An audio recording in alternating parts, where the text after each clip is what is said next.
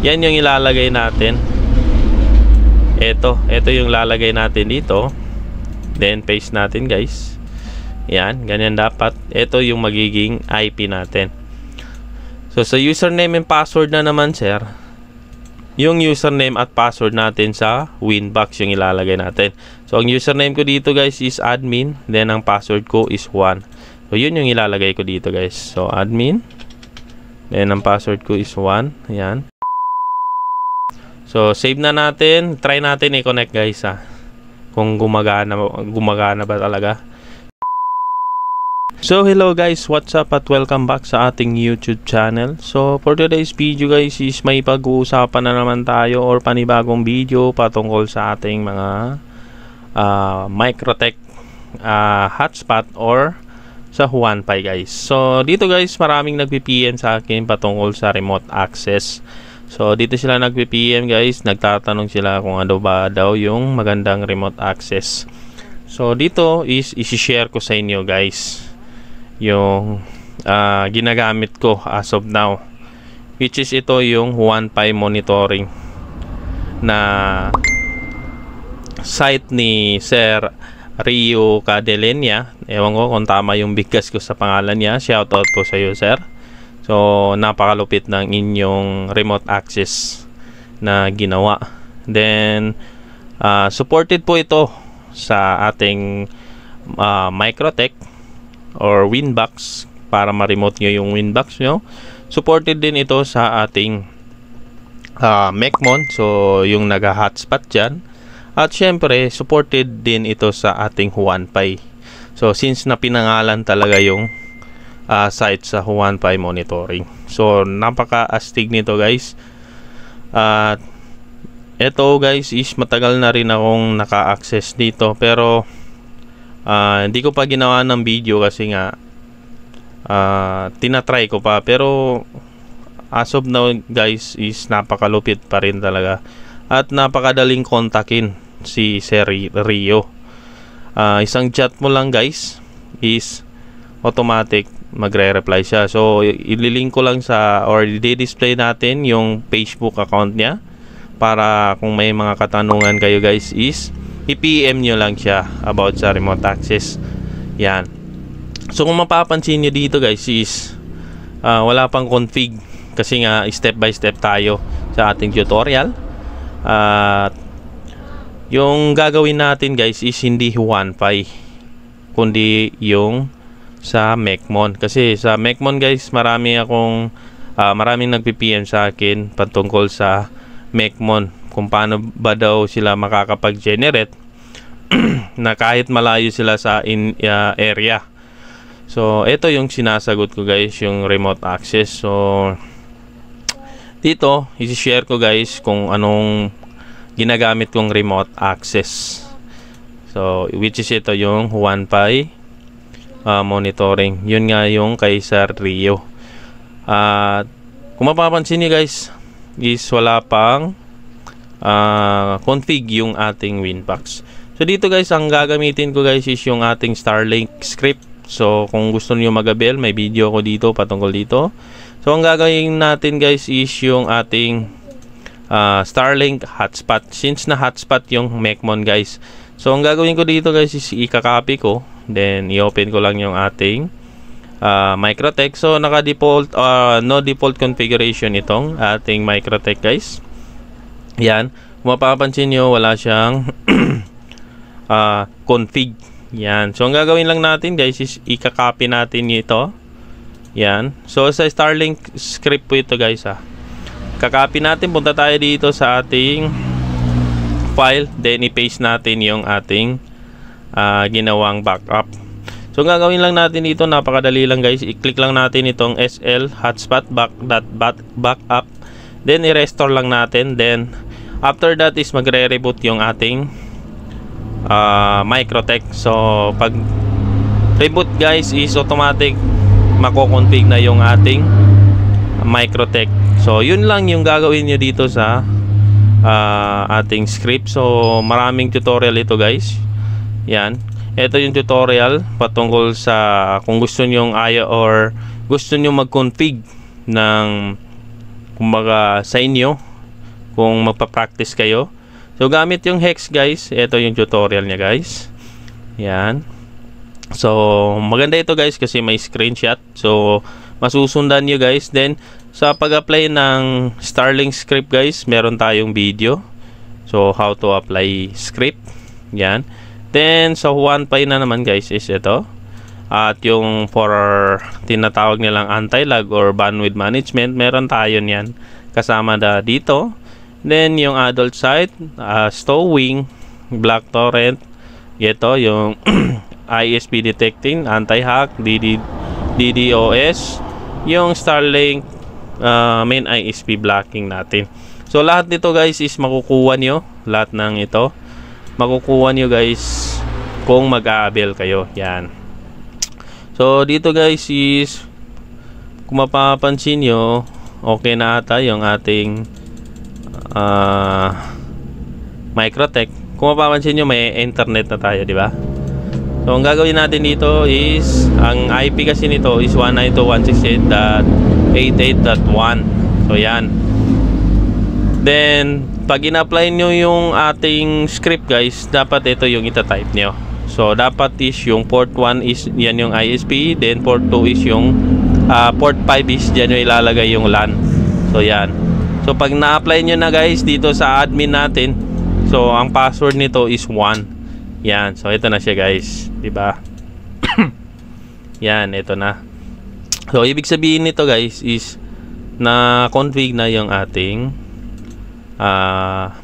Microtech. So okay na siya guys. Since na okay na siya, pupuntahan na natin yung sinasabi kong remote access na ginagamit natin. So dito, itatype natin OnePy. Yan, OnePymonitoring.com. Yan. So then ito yung makikita nyo. So, ito. Then kailangan natin mag-login or mag-sign in via Google address. Yan. Or Gmail. Yan. So ilalagin ko lang yun sa ating guys. Yan. So kung mapapansin nyo dito guys is meron na tayong nasa dashboard na tayo. Ngayon kung gusto niyo mag-cash out or cash in guys, punta lang kayo dito sa my wallet. My wallet. Then cash in guys. So kung mapapansin nyo, may 15 pesos pa ako guys na wallet balance. So cash in natin. So naka-cash in na kasi ako dito. So gagawin nyo lang guys is after nyo isi-send yung payment kay Sir Rio. So ito yung GCash account niya. Then after that, pag na-send nyo na yung payment nyo guys is, di ba sa ating receipt sa ating GCash is merong reference number. So yun yung ilalagay nyo dito. Then yung amount na sinend nyo sa kanya. For example is 280 kasi 280 kasi yung yearly. So isipin nyo yung guys ha, na 280 lang yung yearly, mare-remote nyo na yung inyong mga Mecmon, OnePy at Microtech. So yan. So dito kung gusto nyo, so maraming kwan kasi ito guys. Meron tayong sa OnePy kasi ito guys, itong add my vendors.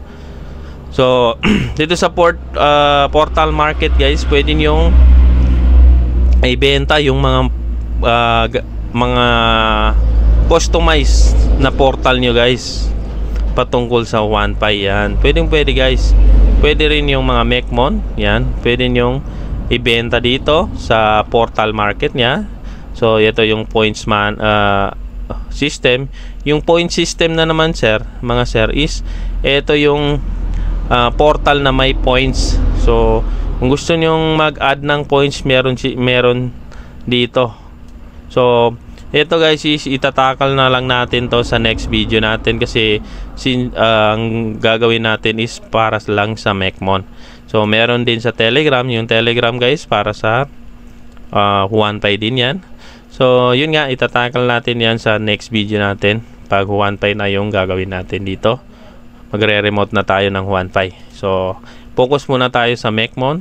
So punta tayo dito sa remote Microtech. So kung mapapansin nyo guys, ito meron na ako meron na akong remote or nakagawa na ako ng remote. So ito yung gagamitin natin guys. So ngayon guys is, since nawala pa kayo, ang gagawin nyo guys is mag-add router lang kayo dito.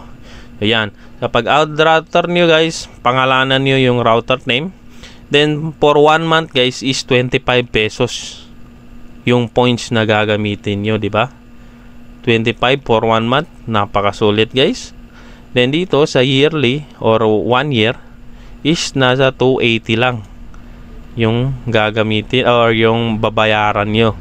Isipin nyo guys, 280, napaka astig guys. Sa 1 year 280 lang yung mga gastos nyo, mare-remote nyo yung inyong mga Microtech at hotspot or inyong Wi-Fi.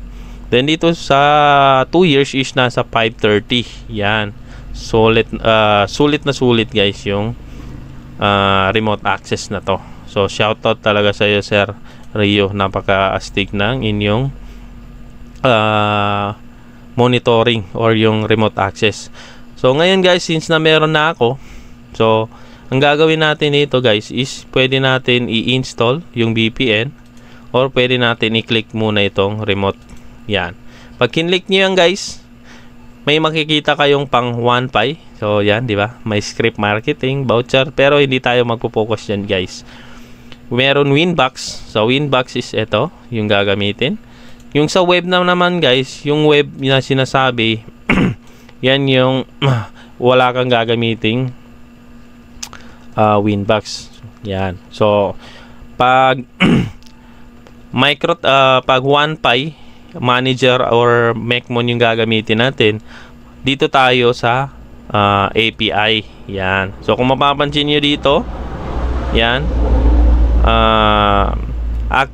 activating port 8728 will be able to use VPN on your Wi-Fi manager or Mecmon. So ibig sabihin, ito yung gagamitin natin guys. So ang gagawin natin, install lang natin ito guys.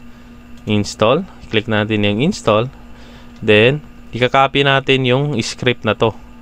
So i-copy natin yan, then punta tayo dito sa Winbox, hanapin nyo yung terminal, new terminal, then yung kinapi natin dito guys, ito, copy, ipi-paste lang natin dito. Yan. Then after that, pag na-paste na guys, is enter lang natin. Yan. Then kung mapapansin nyo guys, script file loaded and executed successfully. So big sabihin, goods yung pag apply natin ng script. Yan.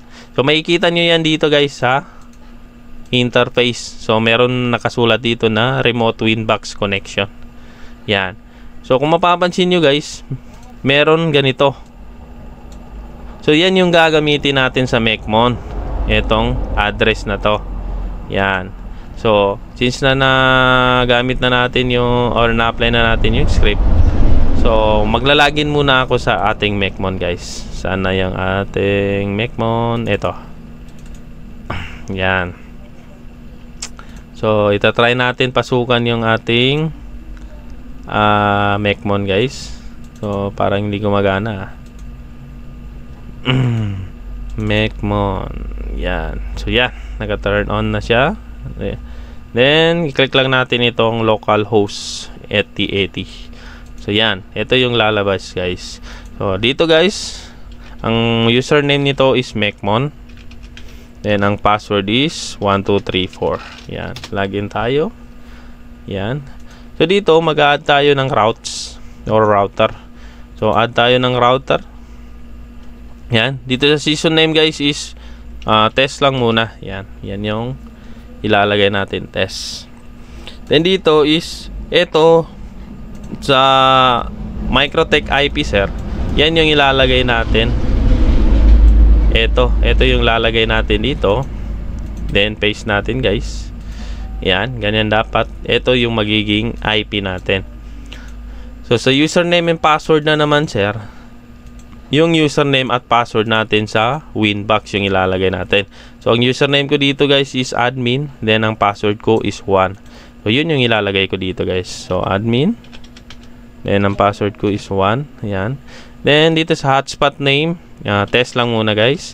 dito sa DNS name, test lang din kasi for tutorial lang naman. Yan, test.wifi. Then dito sa currency, PHP lang natin. Then disable na natin itong season timeouts. Yan. So save na natin. Try natin i-connect guys kung gumagana ba talaga. So connect natin guys, dapat papasok yan. Yan. So ibig sabihin guys, napasok natin yung ating Microtech. So yan, 'di ba? Ibig sabihin working yung remote access dito guys. Yan. Then dito, try nga natin mag-add ng pasukan ko muna yung ating Microtech. Punta tayo dito sa hotspot, dito sa user profile. Yan. So kung mapapansin niyo dito sa user profile guys, wala pa. Yan, wala pang laman. So default pa. So dito tayo mag-add sa ating Mecmon guys. Yan, punta tayo dito sa hotspot. Yan. So ito yung default na to guys. Yan din yung default dito. So ang gagawin natin dito guys is mag-add tayo. For example is yan, 5 pesos. Then piliin natin yung hotspot. Then dito sa rate limit for example is tag 2M lang. Yan. Dito sa details, remove. Yan, depende na sa inyo. For example, dito is yung 5 pesos ko is 2 hours. Yan. 2 hours lang yung validity. Then 5 kasi 5 pesos, selling price 5 pesos. I-enable ko lang itong lock user guys. Yan. Then save. Yan. So na-save na natin. So ito na siya.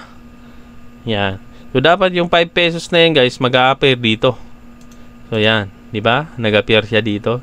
So ibig sabihin, nare-remote natin yung ating Mecmon. Yan, 'di ba? So kung mapapansin niyo guys, connected tayo pero hindi tayo connected dito kasi walang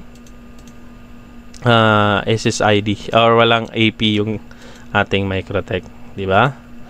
So working na working yung ating or yung remote access ni Sir Rio. So, napaka-astig nito guys. So, ano pang hinihintay nyo guys? Bisitahin nyo itong onetimemonitoring.com at syempre, i-chat nyo si Sir Rio. So, kung may mga katanungan kayo patungkol dito. So, napaka-sulit nito guys at napaka-solid din. So, ang kagandahan nito mga sir is ina-update talaga ni Sir yung kanyang site. At saka dito guys, pwede pa tayong magbuhay-buhay kung magaling ka sa HTML at meron kang mga tawag dito, meron kang mga portal na ginagawa, pwede mong ibenta. So ibig sabihin, hindi lang ito ginawa ni Sir Rio para sa kanya, para rin sa atin ito guys. Kasi isipin mo, pwede mong ibenta yung mga portal na pinagpaguran mong i-edit yan, di ba? Pwede mong i-upload dito. So punta ka lang dito sa account guys, profile. So yan i-enable mo lang guys yung Cell Hotspot portal, di ba?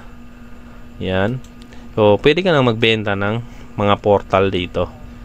So yan. So meron dito mga portal, meron itong Piece of Pie concept, di ba? Yan, Piece of Pie concept. Meron din ditong kay Sir Lihok. Yan, di ba? Nasa 100 pesos. So pwede mo guys. Kung magaling ka, pwede mong lagay dito. So napakasulit nitong site na to guys. So tingin ko guys is hanggang dito na lang yung ating video. Kung magtatanong kayo guys sa Mecmon dito, pwede ba to sa cellphone? Pwede po sa cellphone. So sa next video natin guys, ipapakita ko sa inyo guys kung paano ba ginagamit yung cellphone gamit itong Mecmon. So abangan nyo guys para kahit saan kayo guys, kahit cellphone yung gamit nyo, pwede kayo makapag-generate ng mga voucher. Pwede rin pwede nyo ring i-monitor yung hotspot mecmon mo, mecmon nyo gamit yung inyong mga cellphone lang. Hindi na kailangan ng laptop. So kayang-kaya yung i-monitor. So yun guys, hanggang dito na lang yung ating video. Maraming salamat guys at peace.